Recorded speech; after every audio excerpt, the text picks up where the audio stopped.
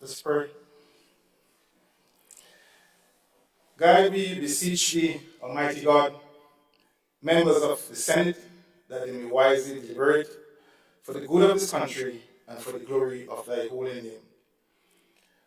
Honorable members, please join me in the Lord's Prayer.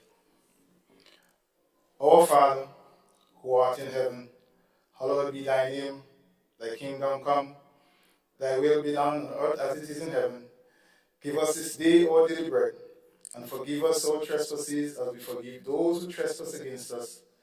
And lead us not into temptation, but deliver us from evil. For thine is the kingdom, the power, and the glory, forever and ever. Amen. Pray, be seated.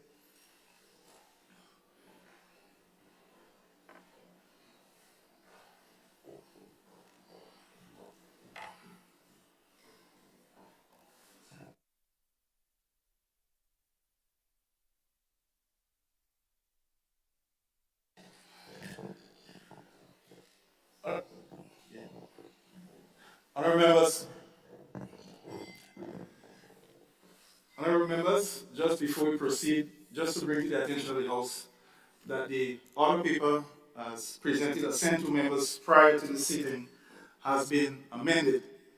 The resolution regarding the NTF doesn't require to be at the Senate sitting, doesn't require to come at the upper house.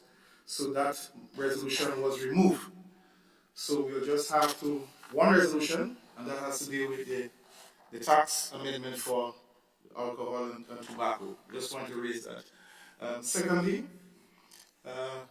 the Honorable Senator Katisha Douglas has indicated her inability to be here present today, so she has tendered an excuse for being absent.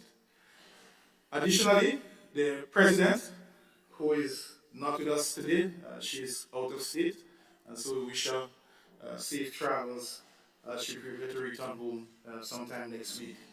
So, thank you very much for your attention in that regard. Additionally, I just want to tender Happy New Year to our members. I think this is our first sitting for the year, while it be an emergency one. I think it's appropriate to extend greetings from the chair and wish all members all the best for 2023. We do have the responsibility to do the business of the people at this honorable place, and I think it is important for us to continue to remember that our roles in terms of what we are called upon to do.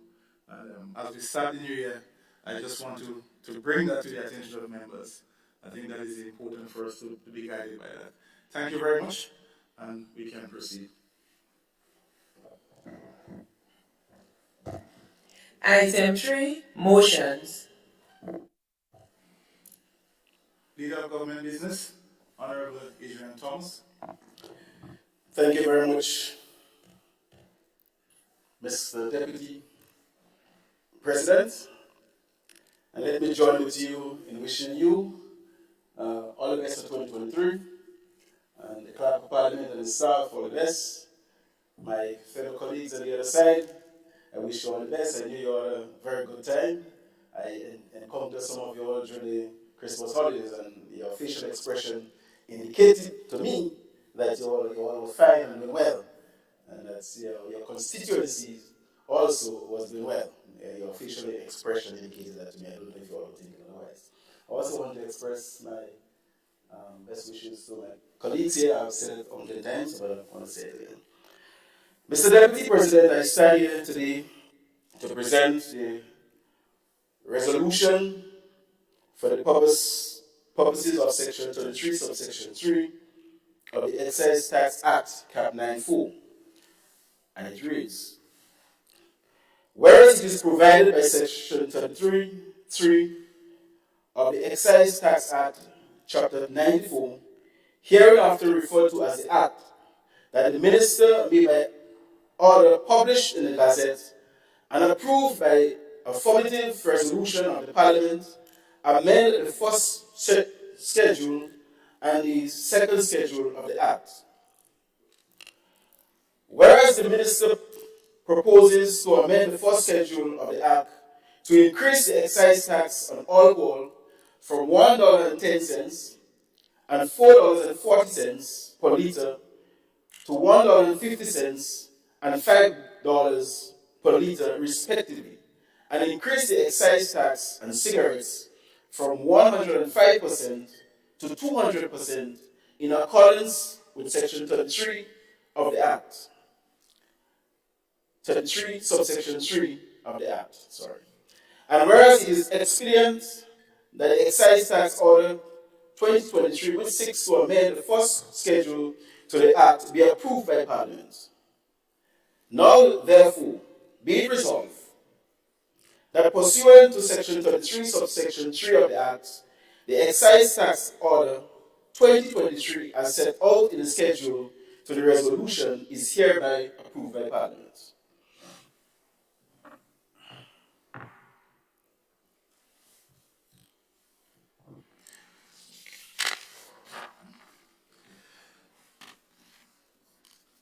Thank you very much. And I now put the resolution before the House. The resolution for the purposes of Section 33(3) of the Excise Tax Act Cap 94, and it reads, whereas it is provided by Section 33(3) of the Excise Tax Act Cap 94, hereinafter referred to as the Act, that the Minister may, by order published in the Gazette and approved by affirmative resolution of the Parliament, amended the first schedule and the second schedule of the Act. Whereas the Minister proposes to amend the first schedule of the Act to increase the excise tax on alcohol from $1.10 and $4.40 per liter to $1.50 to $5 per liter, respectively, and increases the excise tax on cigarettes from 105% to 200% in accordance with Section 33(3) of the Act. And whereas it is expedient that the Excise Tax Order 2023, which seeks to amend the first schedule to the Act, be approved by Parliament. Now therefore be it resolved that pursuant to Section 33(3) of the Act, the Excise Tax Order 2023, as set out in the schedule to this resolution, is hereby approved by the Parliament.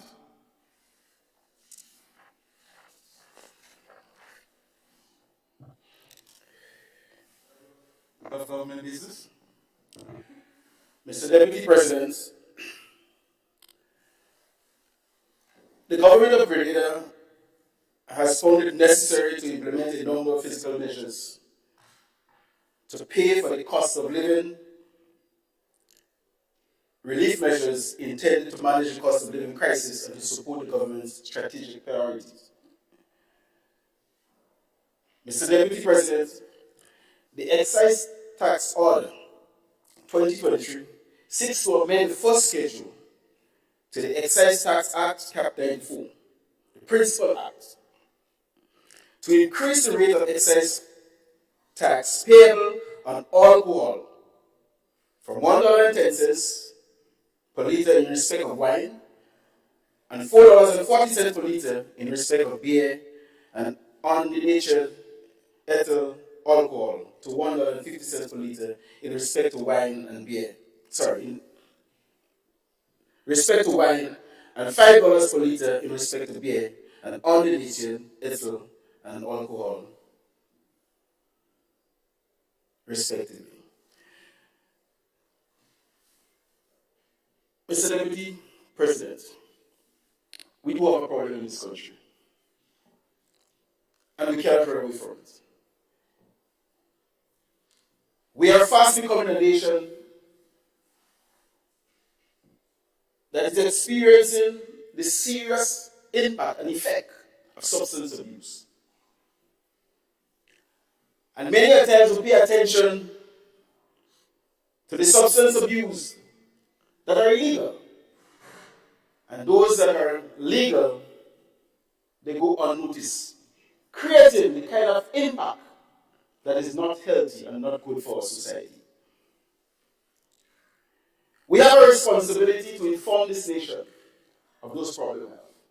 And we also have a responsibility to do something about it. Many people will look at problems and do nothing about it, sit by, and because it does not affect them individually, they do nothing about it. But this administration is not that kind of government. We believe that when we have problems in our society, we need to face it, address it, and fix it. And so this resolution, this motion, Mr. Deputy President, is a motion that we have presented in this House to send a strong message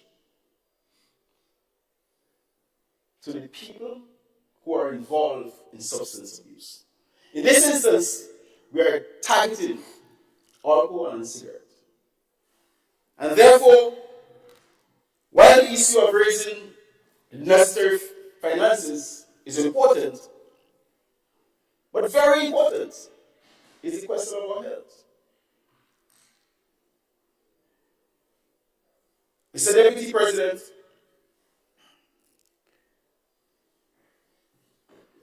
our intention is to bring this not only to this House, but also to further bring it to the public. We have heard the cry of the nation outside. We have seen the impact that it's creating.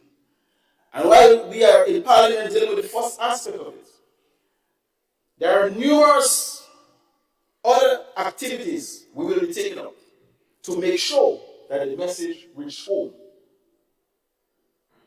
We will be embarking on a serious educational campaign to inform the nation of what we are talking about, to inform the nation of the impact and let them realize that the impact of all consumption of alcohol over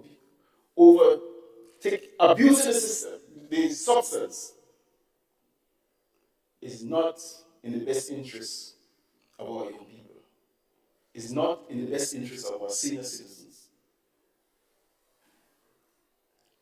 And therefore, we will also be engaging the dealers, the producers, because they are in businesses that they are investing heavily. And some people view our policy as one that will reduce the consumption of alcohol, as one that will reduce the use of cigarettes. And some people see it as a threat to their business. But Mr. Deputy President, if we do not deal with the matter now, we will lose our population. As sometimes some people say, the sanity. And therefore, our intention is not to get 100% success. We send a message, and we are hoping that the impact, the negative impact that it has created in our society will be reduced significantly. That is our intention, Mr. Deputy President. We want to transform our society in many different ways, and this is part of it. I recall going to Canada and midnight and I'm feeling nice in the party and I'm having fun. And suddenly the bar closed. 12 o'clock midnight, no selling of alcohol. And we're dancing and you know the kind of atmosphere in Grenada. These days parties from 10 to 10. And by the time you finish party, you can carry yourself home.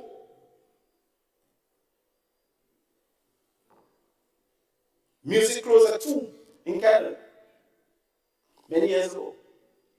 In other words, it's a mature society that is trying to control and help preserve the sanity of the citizens. In the United States, I remember the very first time I went out there, I left the basement partying crazy with a beer in my hand. And the guy said, no, he know.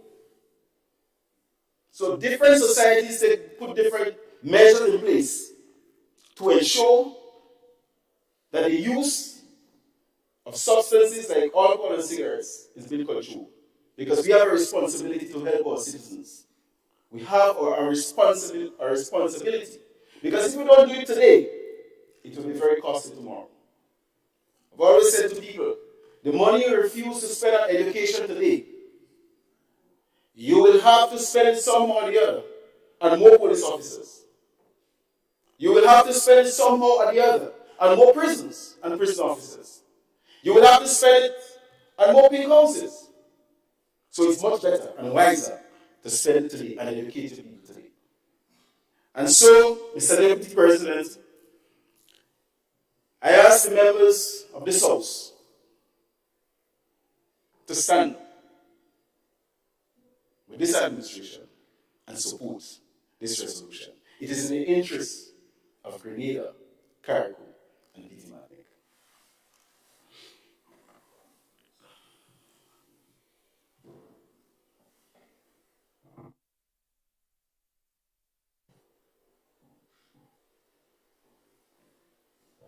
Senator, the Honorable Dylan Franklin, you have the floor.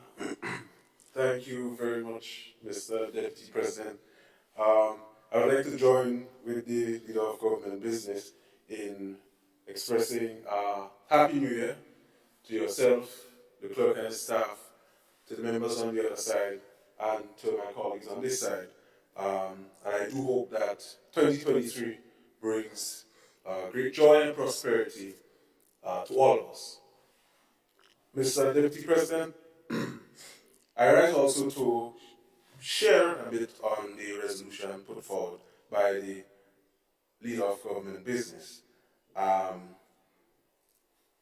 do not think that anyone would oppose measures that is in the best interest of the health and well-being of our society, of Grenada as a whole.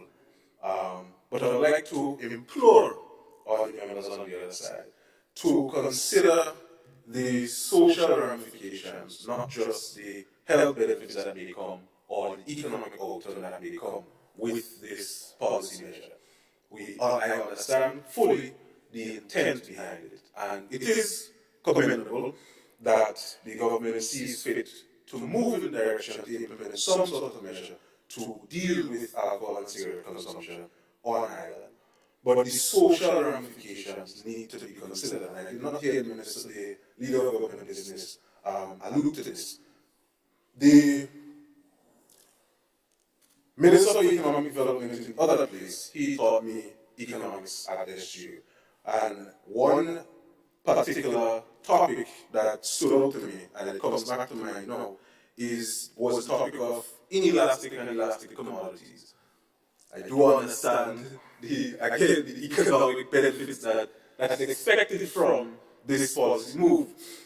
But then, looking at the items, those same goods from an inelastic perspective, what one can see is that you change the price of the item, people who are addicted to it will still like it, or people who like it will still like it. In this case, the addicts, those people who are addicted to these items, while their income does not move, it does not change, their disposable income does not change, the cost of the items that they are addicted to has gone up, which means that they have to expend more to be satisfied by these particular items. And I say, when assessing the implementation of this policy, the effect, that social effect on the household has to be considered. Additionally, while again I understand the economic outcome that the government is projecting from this, what also has to be considered is the ability of the administrator of this change, which is the Customs and Excise Division generally, to deal with increased smuggling. One of the issues that was seen before, even while I was a part of the Customs and Excise Division, is that specifically alcohol and cigarettes, because of the already high taxes on these items, they are largely undeclared. So whereas people may be willing to spend on these items regardless of the price change, they may not be that willing to pay tax to government. So the economic outcome that the government is expecting may not be realized. Also, Mr. Deputy President, the issue of the specification of what items, I heard the leader of government and business specify wine and beers, but there are other items that contain alcohol, and I would like for at least one of the members on the other side to clarify in detail at least what items would also attract the excise tax increase. The leader of government and business alluded to education. Again, the tax increase cannot be done in a silo or in a vacuum. It has to be done with education, ramping up the efforts of the Customs and Excise Division to deal with the issue of smuggling, and ensuring that the population understands that this increase is not necessarily, may not necessarily be out of malice, but that it is in the best interest of the state. And I understand, again, the health and economic consequences, good consequences or bad consequences, but that needs to be considered. Thank you very much, Mr. Deputy.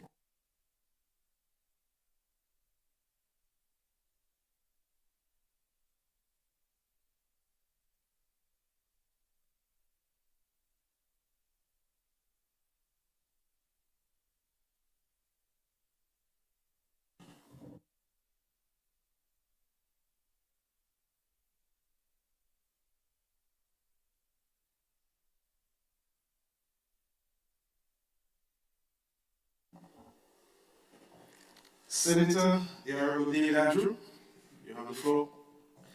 Thank you very much, Mr. Deputy President.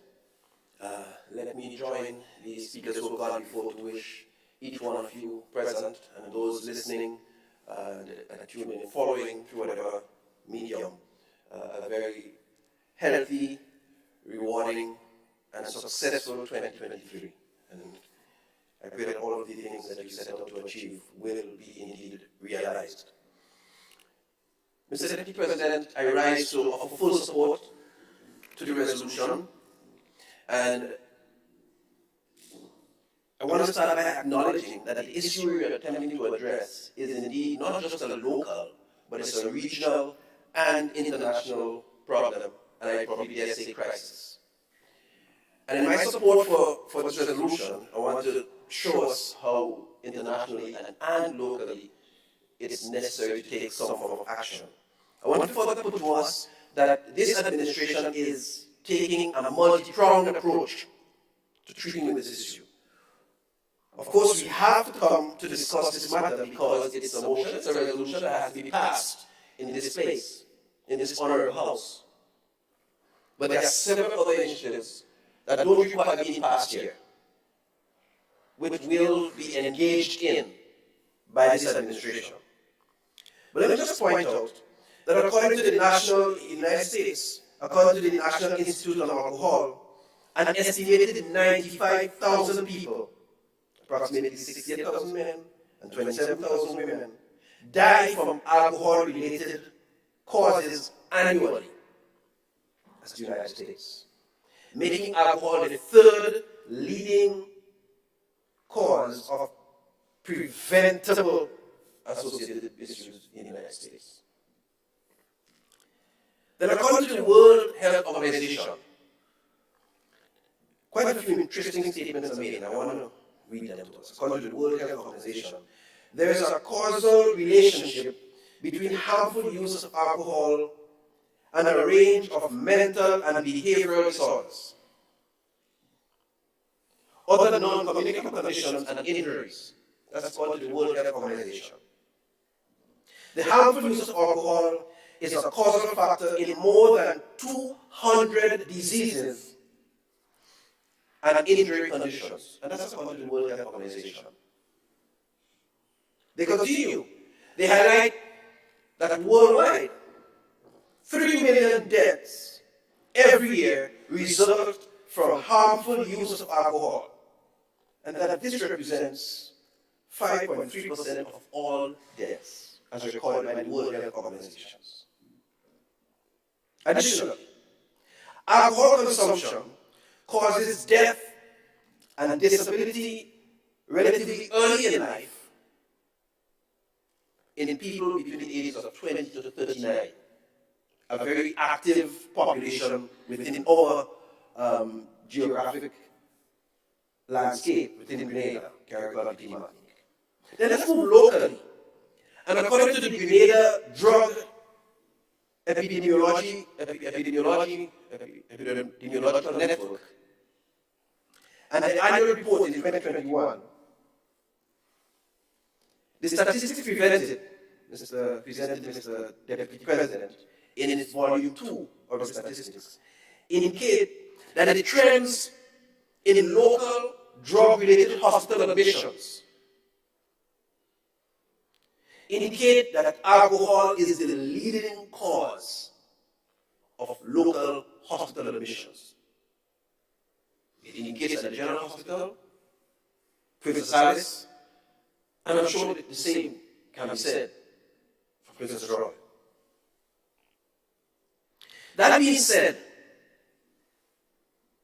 Mr. Deputy President, I want to assure us that so this provides a context as to the nature of the problem that we're dealing with, the severity of it, and I'm sure the Minister of Health can go on to dissect and distill some of the more acutely health-related matters that pertain to the use of alcohol and how problematic it is for society. The losses, financially, the amount of losses that we incur as a nation because of persons on the workplace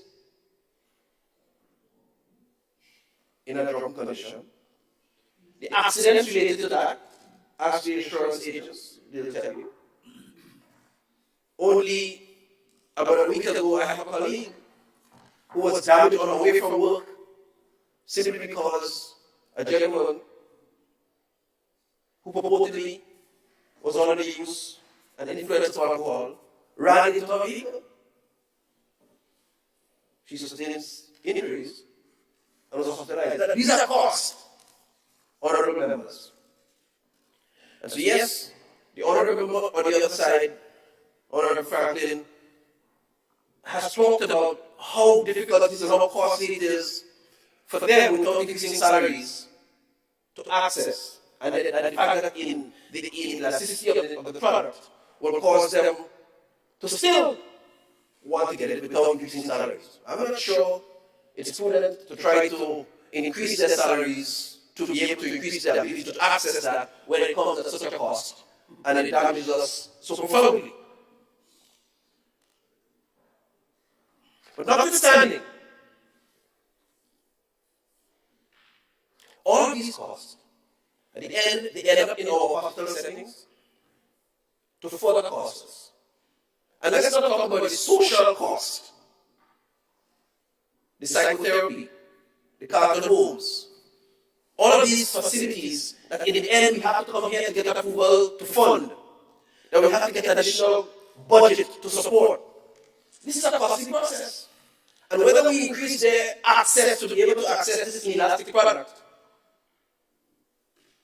they will find themselves in Minister Lapert's facilities across the nation.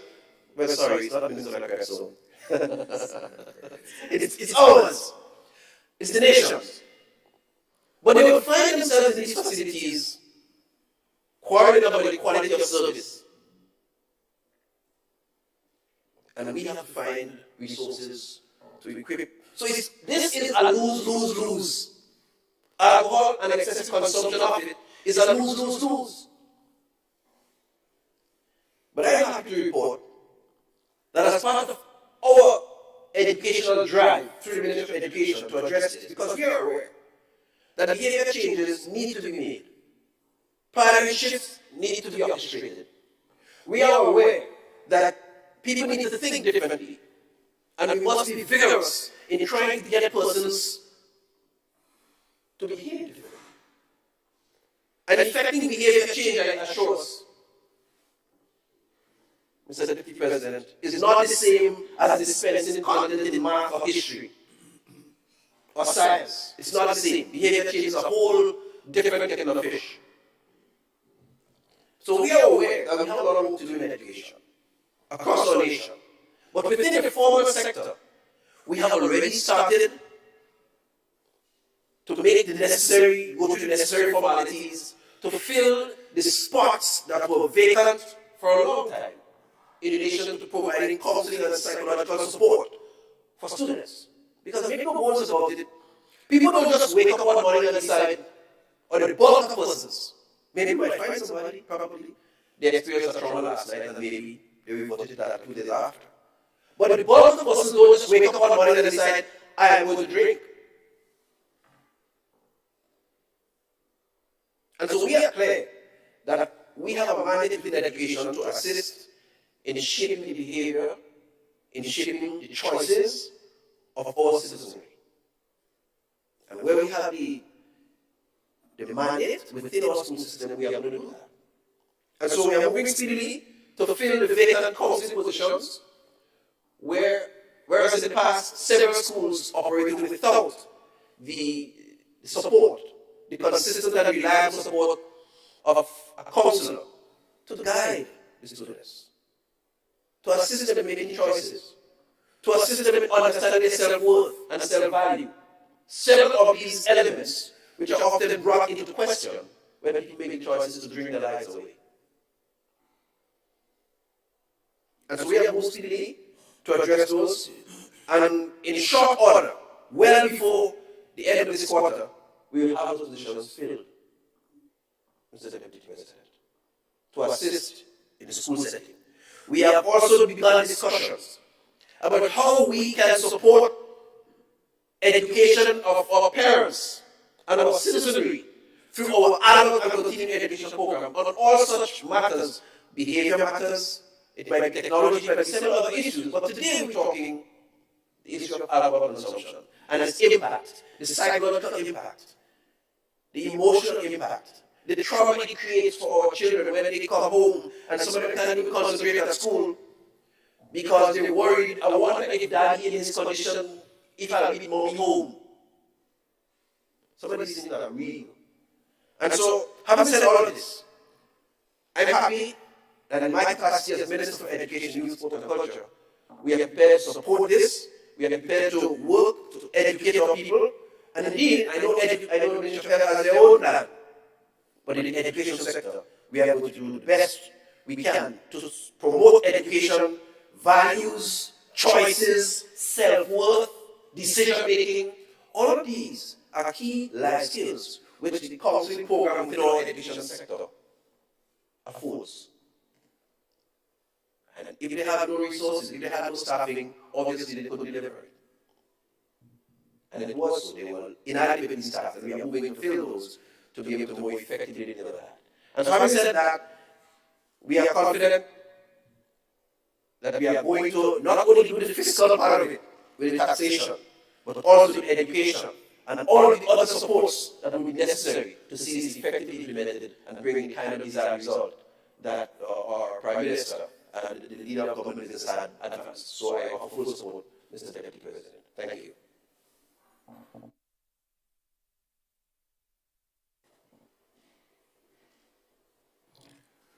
Senator, the Honorable Andrew Lewis. Thank you. The floor. Thank you very much, Mr. Deputy President. And may I also add my voice in wishing everyone all the best for 2023. Mr. Deputy President, the matter before us is not just limited to the aspect of the increase in the taxes and the increase in the dollar value, but I just want to identify all of the presenters, the concerns raised. This is a bigger issue, this is a very large issue, and Labour has a very important role to play in this matter. There is no doubt that the consumption of alcohol, or the overconsumption of alcohol, has created negative impact on a number of factors in our country, not least among them the workplace and the livelihood and life of our people. The Labour movement has to get more involved nationally. We have done so at the workplace, at the workplaces. we have offered counseling, but these are after the fact. What we need to do is for all of us in society to join together to address the aspect of education, to address the aspect of support, the need for the garden home. We cannot overemphasize this, but also part of the collective approach. I know we speak a lot of theory and economic theories and identify certain jargons. I'll just use one here, just corporate social responsibility. And therefore the aspect of advertisements, as we seek to sell our products. The advertisements that we use, quite a number of unsuspecting activities that are not directly related to alcohol.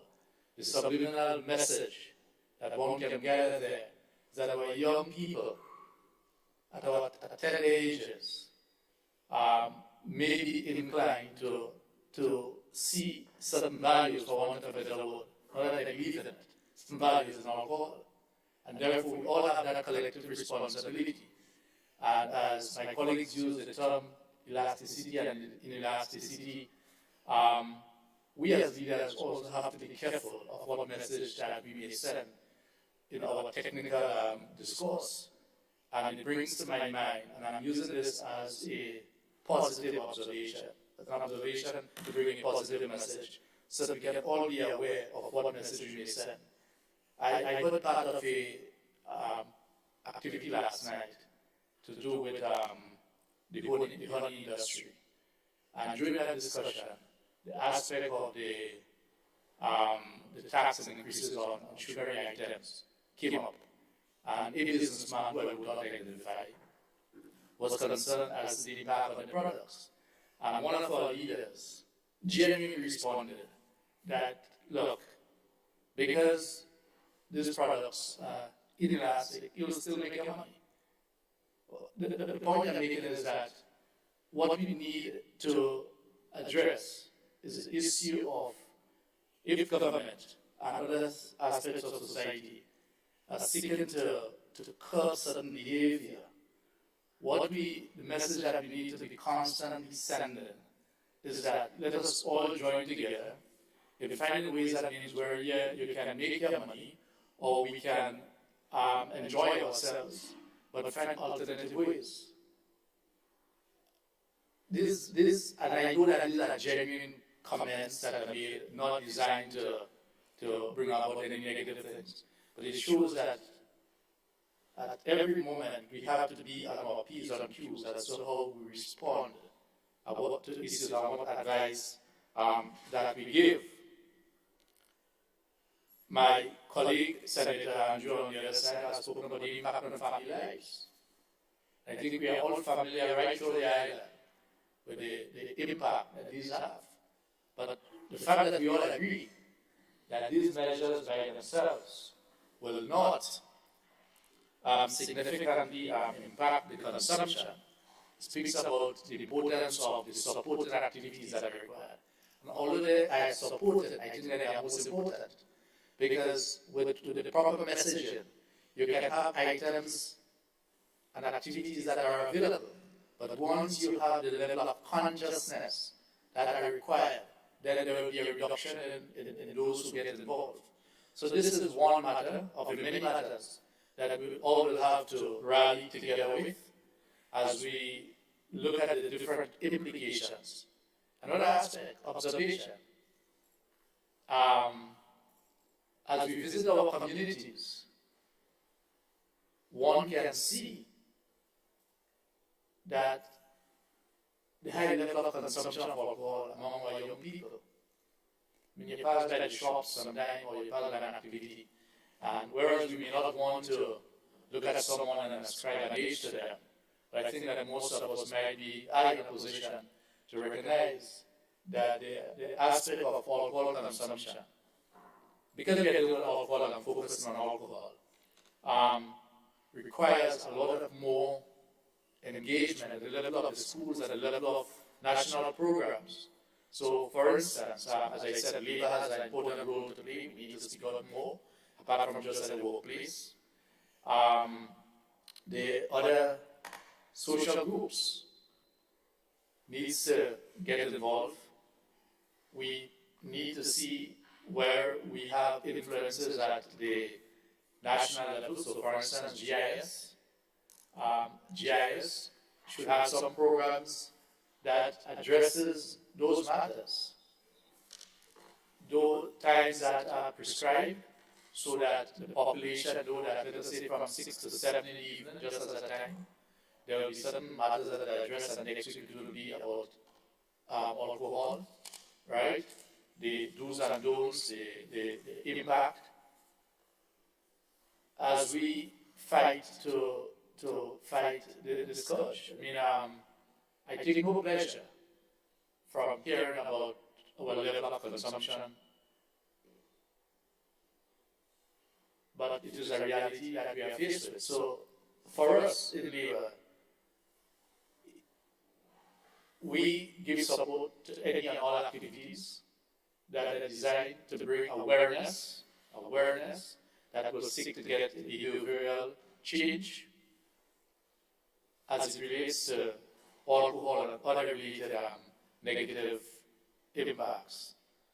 So I use this opportunity not just to recognize the importance of this discussion, but to make this call nationally to all of us to do whatever we do in moderation and to recognize that there is a reason as to why it is advised that people below a particular age ought not to get involved in the consumption of alcohol. I had an experience with it recently, and I'll just speak about it and then end my contribution. There is a beverage, which I will not mention, and I guess other beverages, that the content of alcohol is very minimal, according to what people are saying. Alright? Be 2%, 1%. And I was amazed that coming across some children, and they were afforded that drink in a function that was a sort of family setting. And I was like, well, no. And the response was that it is only X or Y%. And that's where it speaks about the subliminal messages. Because, and here also I speak of corporate social responsibility here. Because just as Senator Andrew has spoken about the acquiring of behavior, that's my terminology, not the trained as it. Yes? You start small. And for some people, I'm aware that for some others, if they consume a beverage that have 1.5% or even 1% alcohol, it changes their mood. So we give support to all activities and actions that are designed to help us address this matter. Thank you very much. Thank you very much, Senator Lewis. I just want to chime in something that you mentioned. Just trying to restrain myself from getting involved in the debate. Nonetheless, a matter regarding young people, I think, in terms of directing advice or concern to them, but I think we have to remember children do what they see elders do. So I think the direction in terms of who we should be placing focus on more should rest with adults and not so much with our youth. So I just want to put that on the table. Thank you. Senator the Honorable Queen's Britain. Oh, and your colleague Matt Light is on, but okay, but she make with you. All right, so go ahead, Senator Britain. You have the floor. Thank you, Mr. Deputy President, and I'd just like to join with my other colleagues in wishing everyone a successful 2023. And so too, I extend wishes to Clark and the rest rest of the staff in the Parliament. Mr. Deputy President, I rise to give support to the resolution as presented by the Leader of Government Business. And we have a serious problem in our society. And we have to be honest with ourselves. We have to be brave enough. And by making these changes or suggesting these changes to amend the taxes and so on, increase is not really as a means of government. Well, in my view, I don't see it as for government to get additional revenue per se, but as a deterrent, really and truly. And as is rightfully said, children live by what they learn, and we have a responsibility to educate. We need to re-educate people, because it seems to be we're in a society whereby we glorify alcohol consumption. We see all the advertisements and so on during prime time, for example. In some countries, at certain time, prime time and so on, even during, let's say, news time, you don't see no kind of advertisement advertising alcohol and those kind of things. So we have a responsibility also to strengthen our laws and so on, because it doesn't matter what price that you set alcohol at. I've been to many fests. I used to be walking in bars and so on, and a bottle of drink or a bottle of alcohol that you normally pay, let's say $50 for, even if you double or triple the price, someone will still come to buy it. So it is important that we go back to re-educate people. This is just one mechanism, one way to solve as a deterrent. But we have a responsibility, like I said, go back, re-educate the general public, as well as it starts from the home, right? Because we can talk about all the negative impacts that alcohol consumption causes, right? And in the aspect of strengthening our laws, in many countries, when the police or the law enforcement people go to parties and so on, they check it for IE to make sure that you are above you are legal to consume alcohol. Now, we also have a responsibility to equip the law enforcement team, like the police, with breathalyzers and so on. So I know we have breathalyzers, but how many of them really and truly have been used? So like I said, I rise in support, and that's just my humble recommendation that we have to do more. This is just a start, and we as policymakers have a responsibility to the people of our nation. So I rise in support of that, Mr. Deputy President. Thank you very much. Thank you, Senator.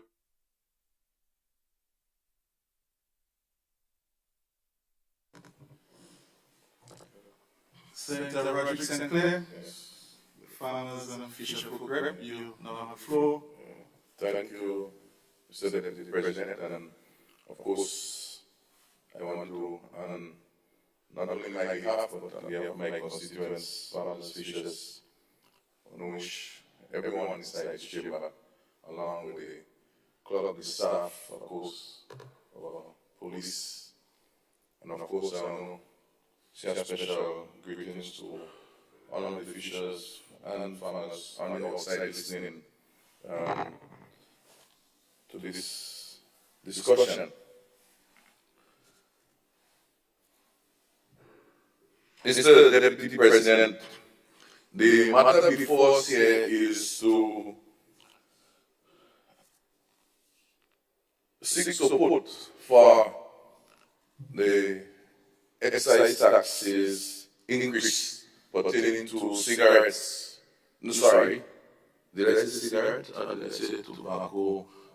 Tobacco, yeah, because you know there is something called e-cigarettes, so I have to be very careful.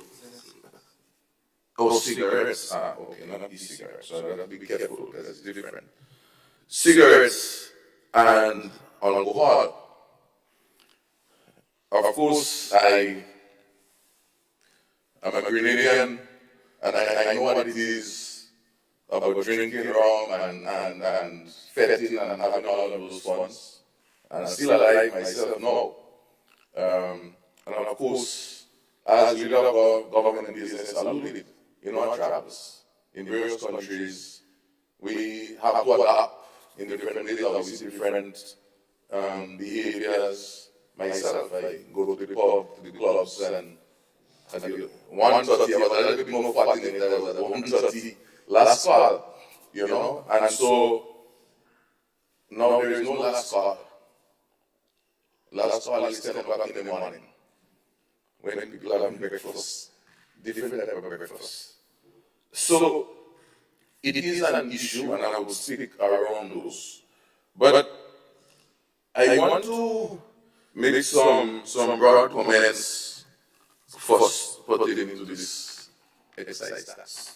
It's my understanding that the excise tax, that tax in any form is to, it means that we are paying money and the government at the end of the day would collect more revenue.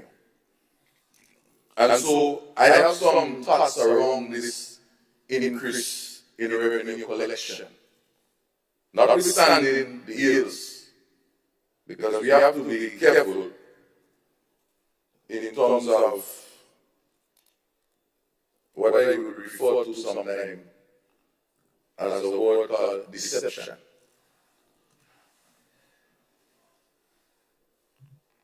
So, how much monies are we anticipating as a country to collect in taxes from this excise tax pertaining to alcohol and cigarettes?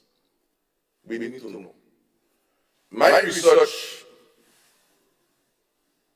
Mr. Deputy President, showed that that is a major challenge within the Caribbean in particular, in terms of the sort of studies that are required to come up with those figures. And in fact, there was a regional workshop in Barbados sometime in 2017, and I had 2 Grenadians attending this function.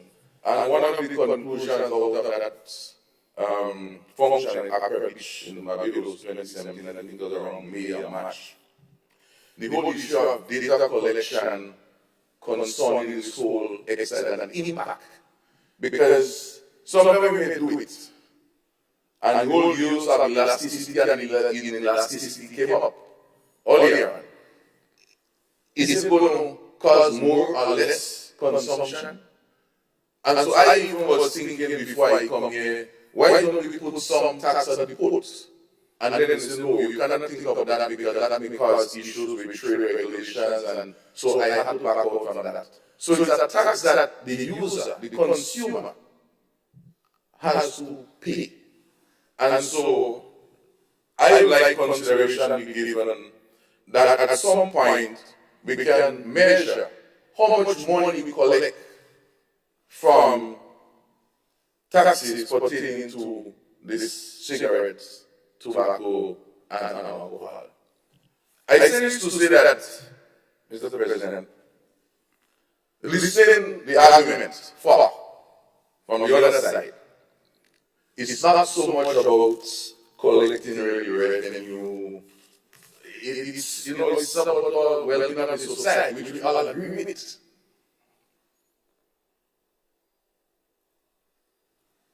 We need to look at some point, at some consideration, therefore, that is a sort of revenue that we can sort of forego because it's a sort of unexpected money we are collecting, because we could run the country without that money, but we have to put a pressure, because if you're taking this alcohol and it's not good, so you're creating other problems, but so that is a benefit for the country, because it's a deterrent. But if you say so hard and you want to consume, go ahead, I will collect the money.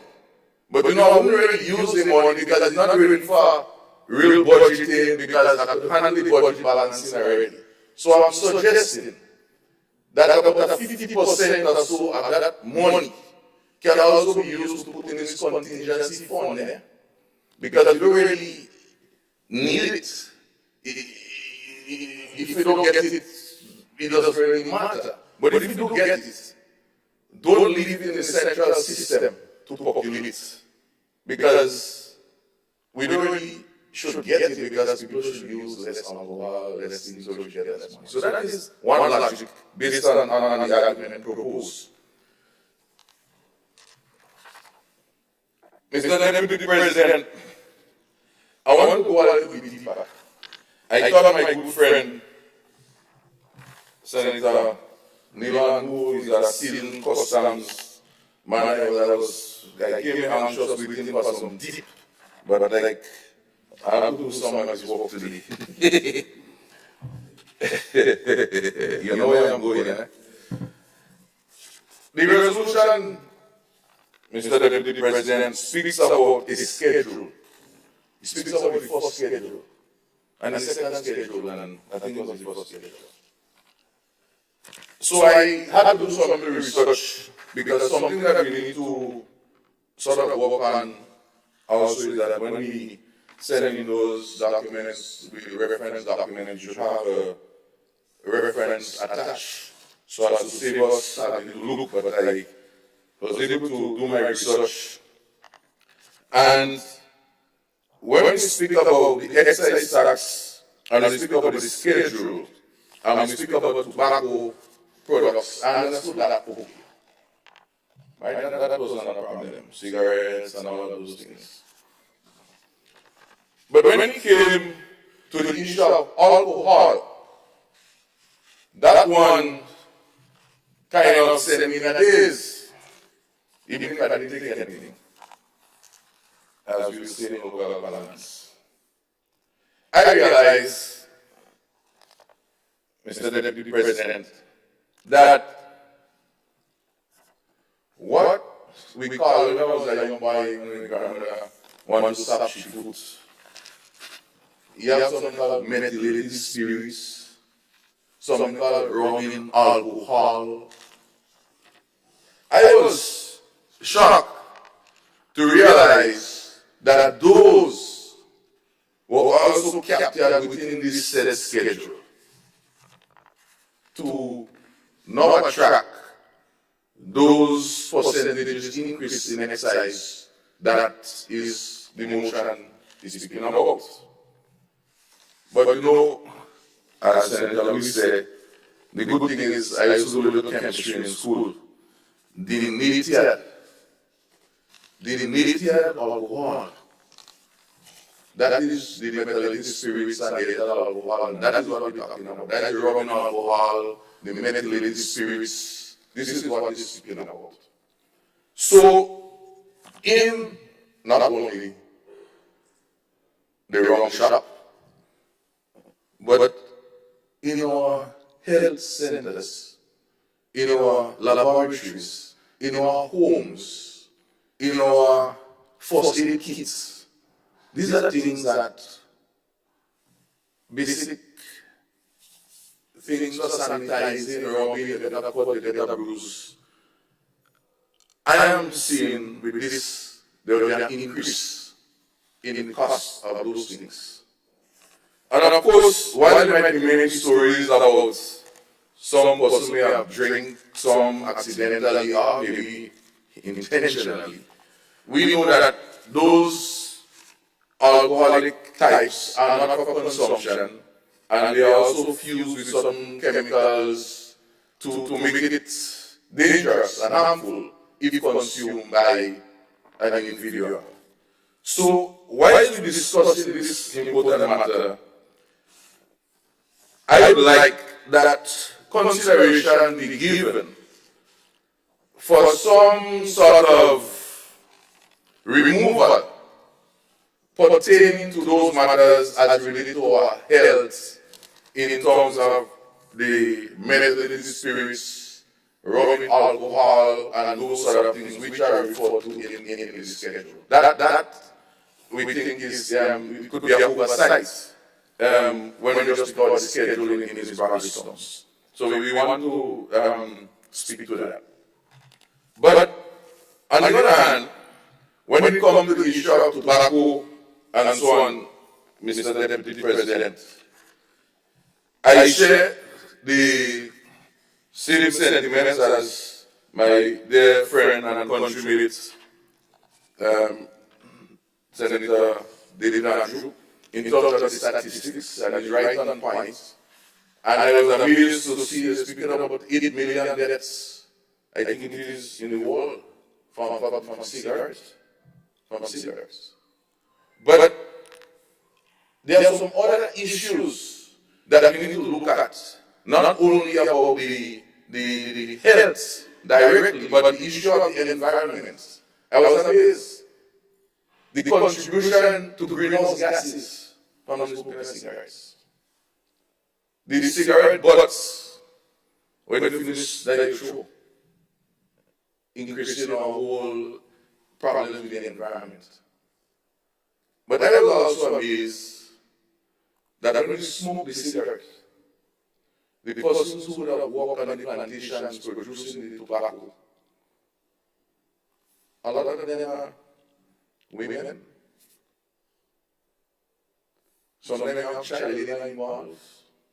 So the whole issue that Senator Lewis raised about corporate social responsibility, even our importers need to also understand what are we contributing to. What are the labeling requirements? It's something that we need to look at in terms of labeling of particularly, I deal with cigarettes and part of it. Because even though Mr. Deputy President led to the issue of, well, is there a relationship between the drinking and the smoking? Why both of them? And the research has shown that in some cases, if you're drinking, you're smoking too.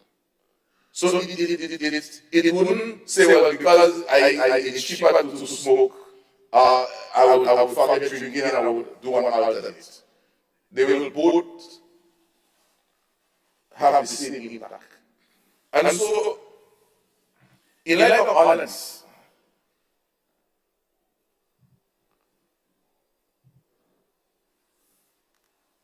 my full support is with this resolution in its spirit.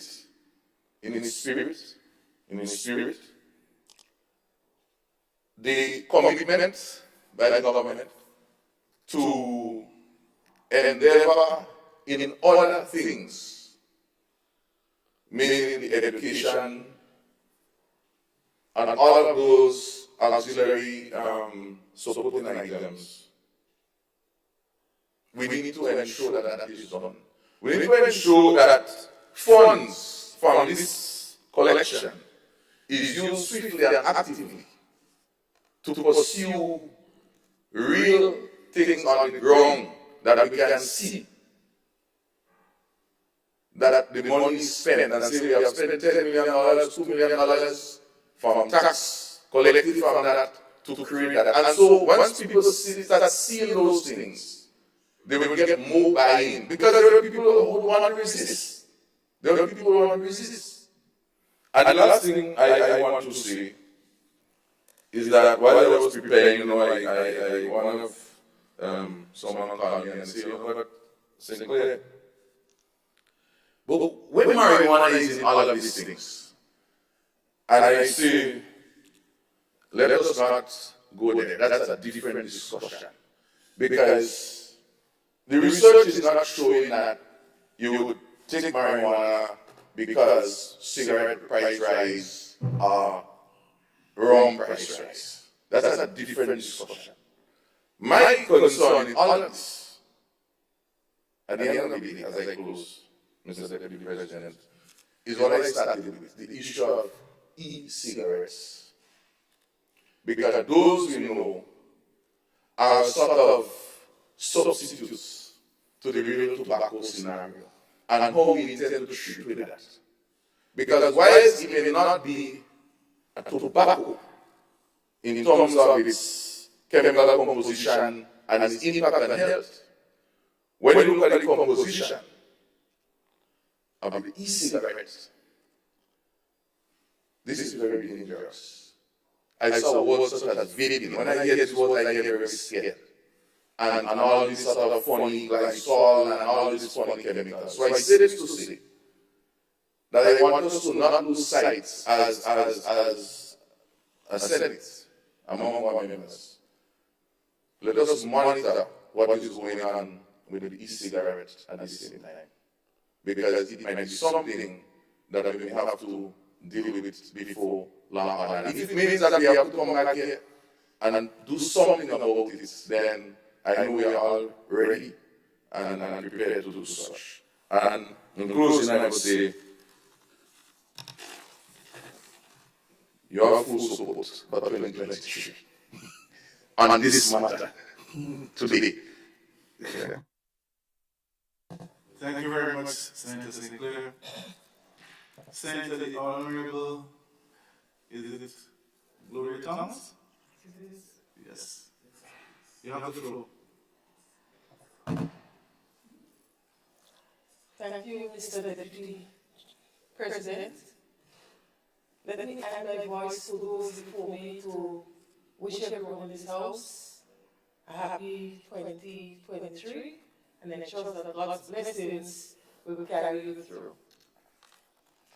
I rise to support the resolution as presented by the leader of government and business in this house, and so I do so knowing that the excessive use of alcohol is one that really wreaks havoc on families. As Minister for Social Development, I can testify of the number of cases of families that come to us impacted by the excessive use of alcohol by one parent or the other, or even sometimes children in the family. And so I support this resolution full-heartedly because I know that once families are affected and impacted, the whole society becomes dysfunctional. And if we want a society that is functional, where we can work, play, socialize together, then we have to have good families contributing to that kind of environment. And so I want to add that education will be part of that intervention in ensuring that we have sound society. At our ministry, we will be doing a parenting program and a new sort of parenting program. Parenting program where we will be more or less proactive. So we will not wait until the court send a parent to us for parenting. But with the advent of the community development coming back on stream, we will be furnishing our community centers, and we will be accommodating parents and young people to be part of that kind of education system, education process. Because we recognize that we must have different approaches and different strategies to deal with this excessive consumption of alcohol in the society.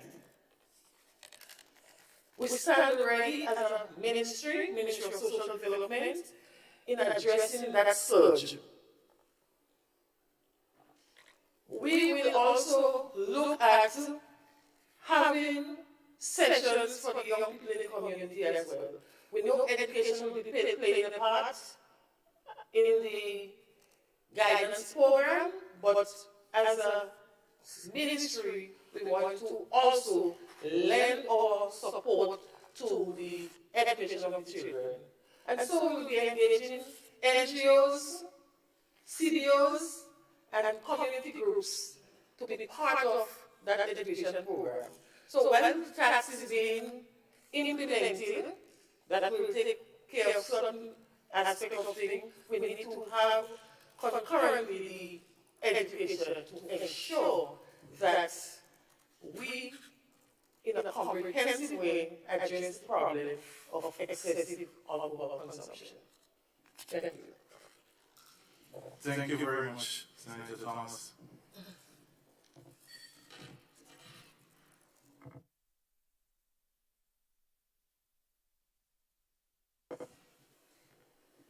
Senator the Honorable Salim Rahman, you have the floor.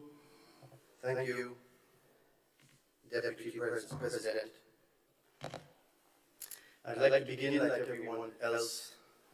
First, I'd like to thank God Almighty for this new year, and with the new year comes new resolutions and new ideals, and this can be classed as a resolution, a new year resolution of sorts, to change the way that things have been going.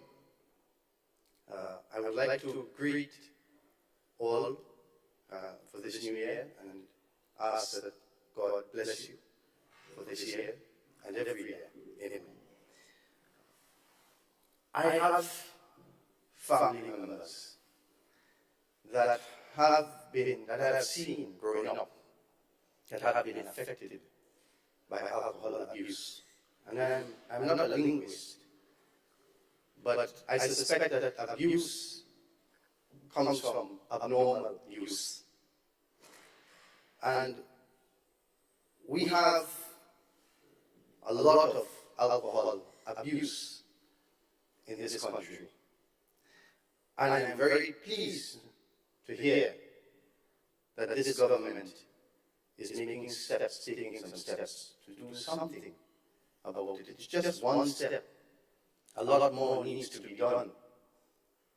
Businesses whom I represent cannot function if their employees come to work drunk, or if their employees come to work still drunk, because they had to put on shades to work and they're sweating, can't work properly.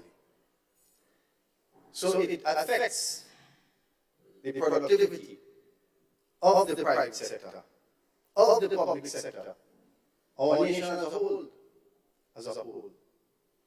Alcohol damages brain cells. It kills brain cells. Do the research, check it.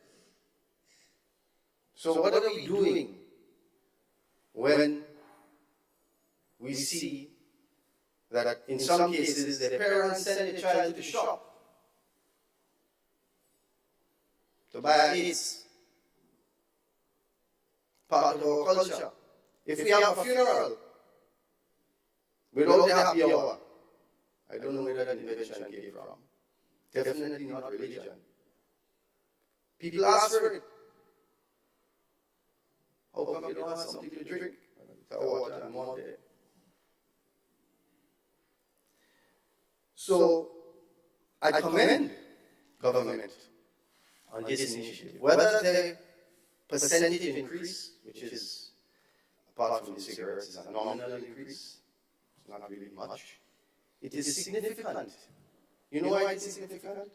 That they are beginning to address it. Because I didn't see other administrations addressing it in that way. Perhaps they tried before. But we have to give support to something that we know is a problem. I was mentioning that I have family. As I mentioned prior in my opening statements in this Honorable House, my maiden speech, that I have my family is from Samarkand. And in that part of the country, rum is king. In that part of the country, I have family members who I have never seen sober. Never. And they come and ask you, give me $1 and give me $5. What are you going to do with it? I won't take your money and drink, but that's exactly what they're going to do. They have a problem. And some of them have died with that problem, and it has destroyed their entire lives. We are all individuals. And every individual has to think about their responsibility to the maker and in society, what impact am I having? My type of business, what impact is it having on others? And if we live as we live in a democracy, and we allow certain substances that we know medically is harmful, then at least we need to implement taxes so that when our people go to the hospital, because they are suffering from the ailments of those substances, that they can treat them. At least, very least. So, whilst we do have businesses that sell alcohol, and it is legal, my personal thoughts are different, but I'm not here for that. It is legal. We are a nation of laws. Those same businesses would not want their employees to come to work drunk, intoxicated. So, I believe alcohol, last time I checked, is the most abused legal drug worldwide. The most. And in Grenada, we have our fair share. As a matter of fact, it is a cultural thing. You have this label, this blue label, and black label, and whatever label. And they feel a sense of pride when I'm buying that I drink that. But yet it does nothing for advancement as a people and to benefit our youth and the minds of our youth that we so want to develop. We want to develop our country. And we have issues like smoking, consuming of substances that are not good for us. And we have scriptural evidences. They shall not drink wine with a song, but that is when they drink in itself. And that strong drink shall be bitter to them that drink it. Not necessarily bitter in taste, bitter in experience, bitter in result. And that is Isaiah chapter 24, verse 9. Look it up. I didn't look it up, and I didn't write it. And in the Quran, it says, with regard to alcohol, more or less, in them is some benefit for men, but the sin is greater than the benefit. Therefore, abstain from it. So,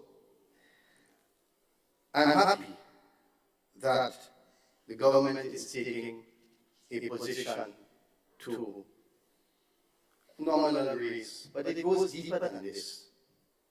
Whilst we have the freedom, the same God Almighty that gave us these scriptures is the same God Almighty that gave us the freedom to disobey it and to do as we please.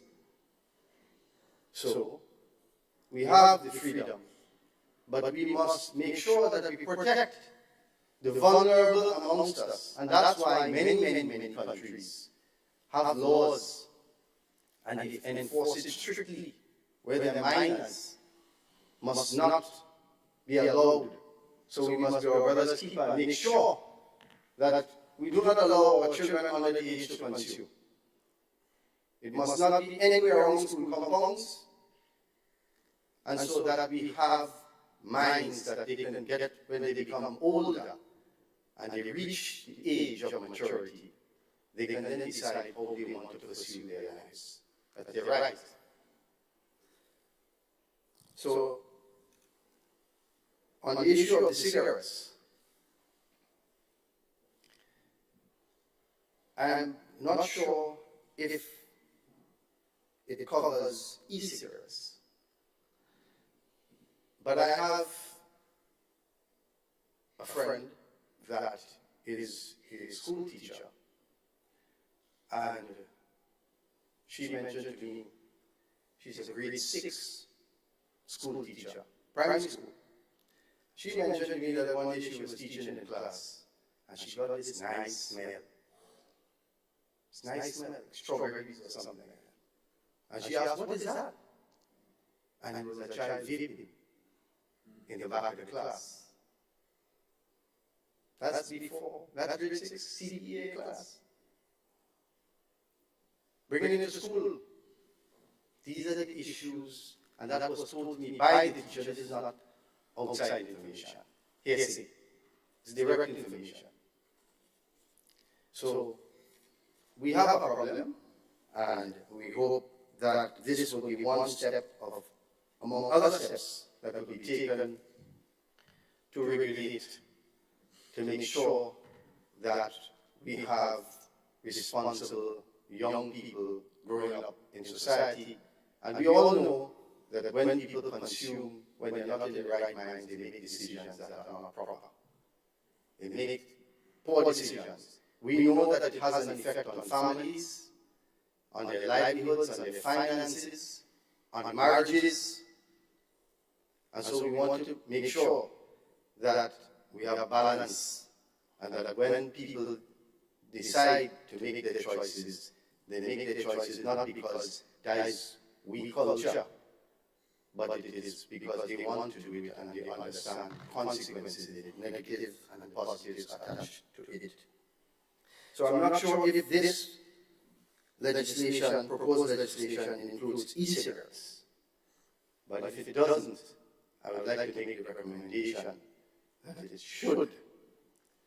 It should, because this is a problem in the larger world. I don't think it has reached here to that extent as yet, but there are cases in the United States and other places where this is a problem, a real problem for their teens. So we don't want to add more problems to our society to have to clean up later on. I thank you. Thank you very much, Senator Rahman. Senator, the Honorable Jonathan Lacrette, you now have the floor. Most Your Majesty.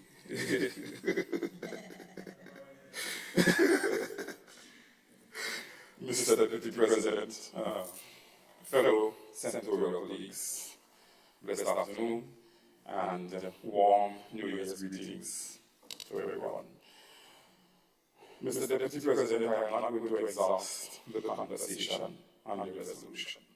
So I'm just standing this afternoon on the shoulders of all the healthcare practitioners across the entire healthcare sector to stand in solidarity and stand in favor of the resolution. Thank you. Straight to the point, Senator Lacrette, thank you very much.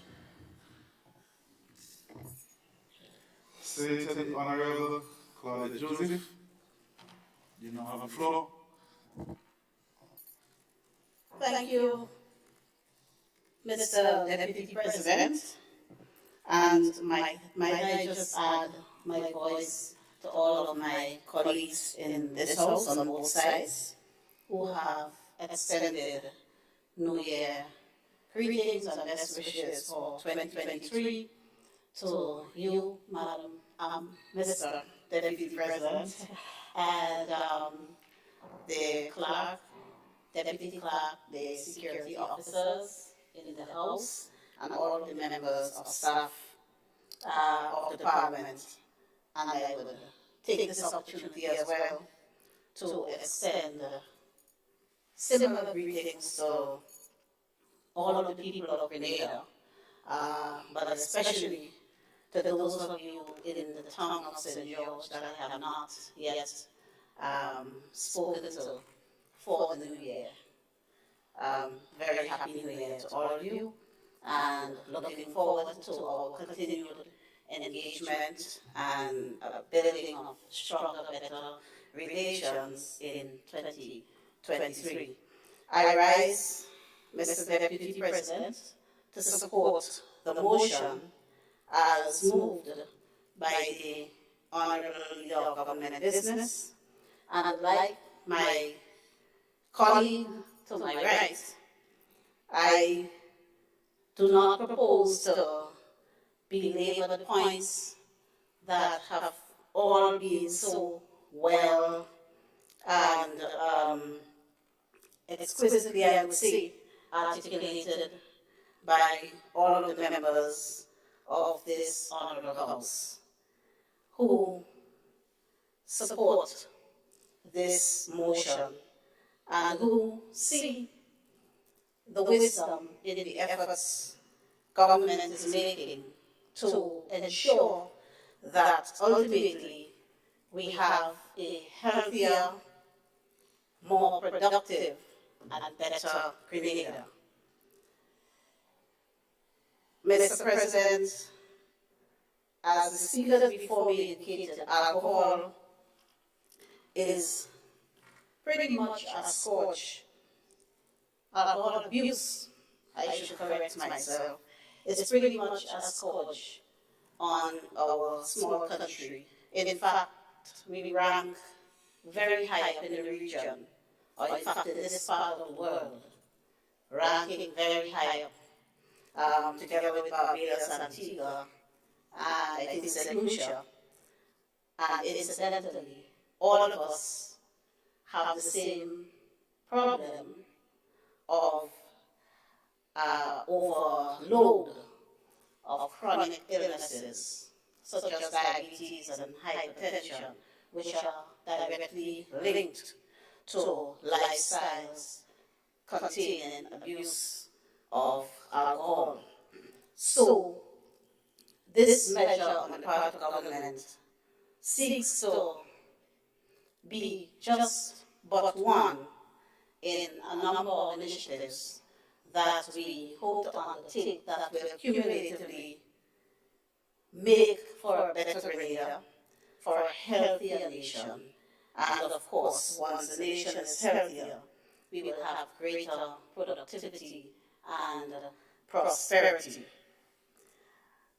Also, Mr. Deputy President, I know from my own experience, being a young lawyer at the Legal Aid and Counseling Clinic, how alcohol abuse directly affects family life.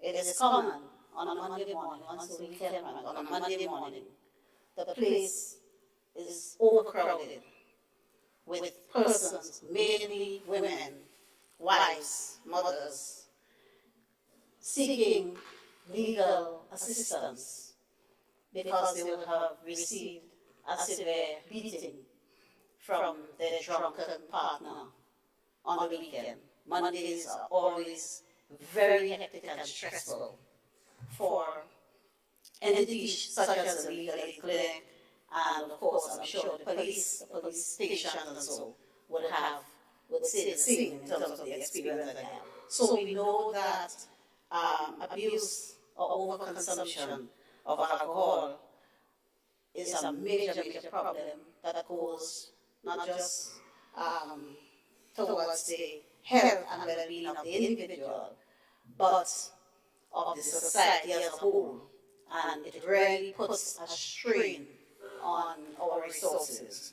And I can say to this honorable house and to the nation that our motivation, our primary motivation in introducing these measures in the 2022 budget cycle was not collection of more revenue, but it was driven by the fact that we have flagged healthcare as our number one priority in this period. And that came through, that was made very clear by the Prime Minister in his presentation in the other place. So it is not about revenue collection. It is about doing what's best and what's right for all of us as a people. My learned friend, Senator representing the agricultural sector, somewhat answered the question posed by Senator Franklin. But I would just omit that to say that the order itself identifies the categories to which it applies, and it says heading number 22.03 to heading number 2208.09. And if you go to the first schedule of the Act, all the items there are listed as federal, so it does itemize in detail, in that manner, the substances to which the nominal decrease applies. And that is true in relation to the cigarettes too. And just to answer the question posed by Senator representing the business sectors whether e-cigarettes are covered, my interpretation of the section would suggest that they are covered as the Schedule 1 speaks to tobacco substitute. In my interpretation, attempts to cover tobacco in all its modified forms and tobacco substitutes. I may be subject to correction, either corrected myself or in further consultation with colleagues at the AG's office, making a correction of that. But that is my interpretation, that it covers tobacco in all its forms, modified otherwise, and substitutes for tobacco. And e-cigarettes will, to my mind, qualify as a tobacco substitute. So having said that, Mr. Deputy President, I again lend my support as we work to build a healthier, stronger, better Grenada, where in the future, with these measures taking effect, we hope perhaps not so much to save people who are already addicted and who may not reduce their levels of consumption even with the imposition of these additional measures, but deter would-be abusers of these substances in the future. So, thank you very much. Thank you very much, Senator Lewis. I think we have exhausted the speakers to lead our government business. You have the floor to wrap up. Thank you very much, Mr. Deputy President. Let me express my gratitude for the support that has been given to this resolution, especially coming from the other side. I think it's always good for public consumption when we can demonstrate that we are all on the same page, seeking the interests and making sure we take care of people's business. It's nice. But I just want to make the point, Mr. Deputy President, on the issue of addiction. And sometimes we are worried about, we are of the opinion that if we increase the tax, those who are addicted will not stop buying alcohol and will not stop consuming cigarettes. But I want to make it abundantly clear that as a government, we have recognized that addiction is also a problem that we have to tackle.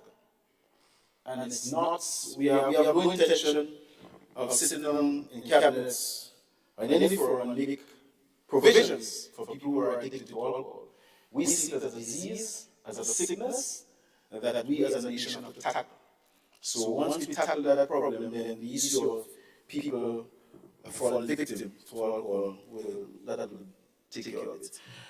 Mr. Deputy President, I cannot overemphasize the issue of productivity raised by both the Labour Senator and the Business Senator, because it is a serious problem, not only in government places, but in the private sector. And worst of all, in areas where people are self-employed, because they work for 6 months or a month, and they take a month to drink it out. So no production. During Christmas and carnival season, they close their businesses for weeks. They just consume alcohol. So alcohol is a serious problem. And when they cannot produce on their own, then they have to rely on somebody else. And this, in a nutshell, affects productivity big time. And we have to really and truly deal with that matter. The president, the senator on the business side made the point that alcohol kills people. That's a fact. But alcohol also creates some living dead. Some living dead walking in society, creating problems on the road. Some of them don't know they're dead. So that is something we can impact. And the whole question of making people unemployable. Your gentleman of paying office and maybe the best thing can be done. And you want to put him in a garage. But God there, you plug in the money and still have the hangover. Printed on his face, rum. Just wake up, rum. Gonna sleep, rum. I travel, I sit on the blocks, I take a little sip. Some people take a big glass. When I take 2 beers and I go home, some people drink a case. So I know what I'm talking about. Many of us are victims, but we can control ourselves and keep our head up. Mr. Deputy President, many of us are of the notion that we have to get high on alcohol. And I'm speaking generally. And if we don't drink alcohol, we can't get high. And if we don't get high, we don't have a good life. And if we don't have a good life, we will not enjoy the riches in the world.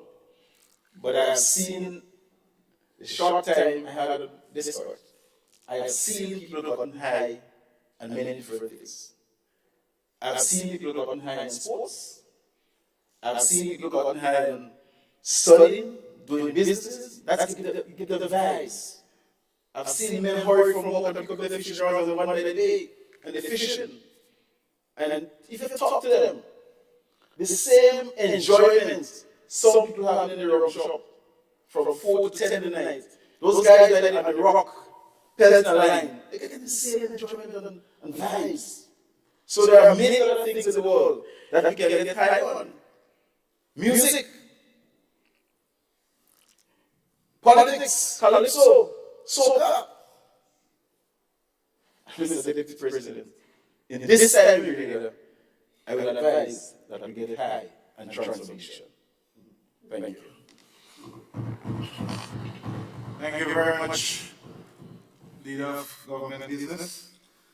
Honorable members, the question before this Honorable House, resolution for the purposes of Section 33(3) of the Excise Tax Act Cap 94, and it reads, whereas it is provided by Section 33(3) of the Excise Tax Act, Chapter 94, hereinafter referred to as the Act, that the Minister may by order publish in the Gazette and approve by affirmative resolution of the Parliament, amended the first schedule and second schedule of the Act.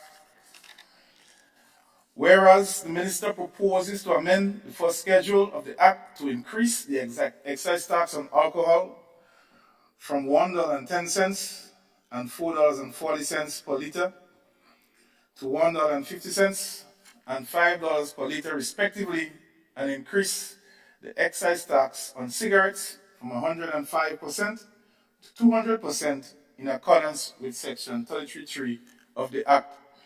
And whereas it is expedient that the excise tax order of 2023, which seeks to amend the first schedule to the Act, be approved by Parliament.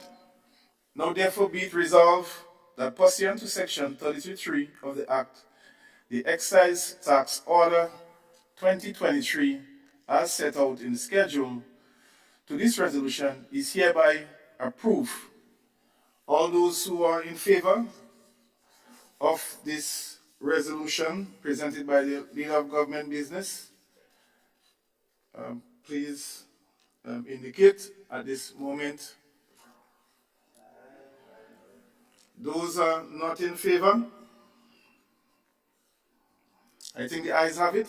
The ayes have it.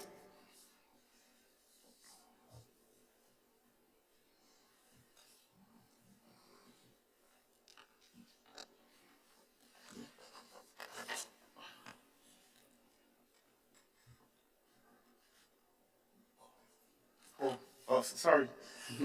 Senator, the Honorable Adrian Thomas, the floor is yours. Thank you very much. Mr. Deputy President, I beg to move the motion that this House be adjourned. Signed by. Just before we close on the adjournment, I just wanted to take this opportunity to, while we're in the House, I'm not certain that we will be back before the celebration of our 49th independence. And I think it's appropriate to, for us to be mindful that we, in the period where we are about to celebrate our 49th and preparation for a Silver Jubilee. So I just want to extend, on behalf of the Parliament, happy independence to the entire nation, including members of this honorable House. It's a very important time in our history as a nation, and as such, we as much elder persons, we have to do our best to inculcate our young ones in understanding the importance and for them to recognize the significance of this period in our history, and for them to at least give it the respect and recognition that it so deserves. So I just want to extend that on behalf of the Parliament and of course the President of the Senate as well. So with that, this House now stands adjourned. Sign there.